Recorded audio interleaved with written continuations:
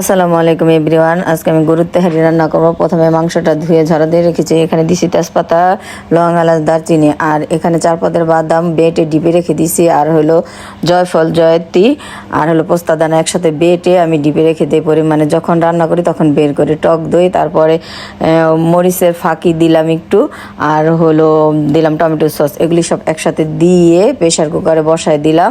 Pressure কুকারে 5টা শীষ দেওয়ার পরে তারপরে বন্ধ করে এখানে দিয়ে দিব আলু ভেজে নিতেছি, আলু ভাজা, আর হলো সিমি মটর, আর পরিমাণ মতো কাঁচামরিচের পরিমাণটা একটু বেশি দিলে ঘ্রাণটা ভালো আসে। আর এই চালটা ধুয়ে আধা ঘন্টা ধরে ঝরা দিয়ে রেখেছি।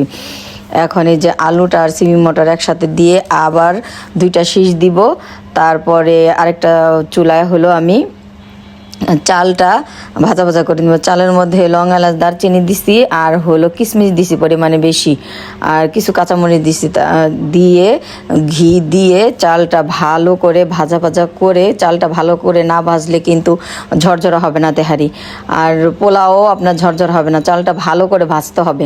ভেজে যে পরিমাণ মতো লবণ দিয়ে দিলাম, তারপরে ওগুলি সব একসাথে দিয়ে ভালো করে কষিয়ে তারপর পরিমাণ মতো পানি দিয়ে একটু চ্যাপচ্যাপা থাকতে অবস্থায় আমি চুলাটা সম্পূর্ণ বন্ধ করে দিব। দেওয়ার পরে আমি 5 মিনিট পর আবার চুলার আঁচটা দিব, একেবারে নিবু নিবু করে 2বার উল্টান দিব। তারপরে দেখবেন একবারে ঝরঝরা তেহারি হয়ে গেল। ভুলে যাই যে সঙ্গদোষে লোহা ভাসে। যদি আপনি 3জন কোটিপতির সাথে চলাফেরা করেন তাহলে 4 নম্বর কোটিপতি হবেন আপনি, আর যদি আপনি 3জন ব্যবসায়ীর সাথে চলাফেরা করেন তাহলে 4 নম্বর ব্যবসায়ী হবেন আপনি।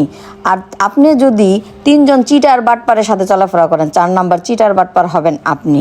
আরও যদি বুদ্ধি খাটিয়ে আপনি যদি 3জন বেকারের সাথে চলাফেরা করেন তাহলে 4র্থ বেকার হবেন আপনি। তাই আপনার চারপাশে কাদেরকে নিয়ে থাকতেছেন, ঘুরতেছেন, ওঠা বসা করতেছেন কাদের সাথে, আপনাকেই এদেরকে গ্রহণ করতে হবে, বর্জন করতে হবে। আপনি কার সাথে থাকবেন না থাকবেন এটা আপনাকেই চয়েস করতে হবে। তাই মাইন্ডেড, এখনো সময়।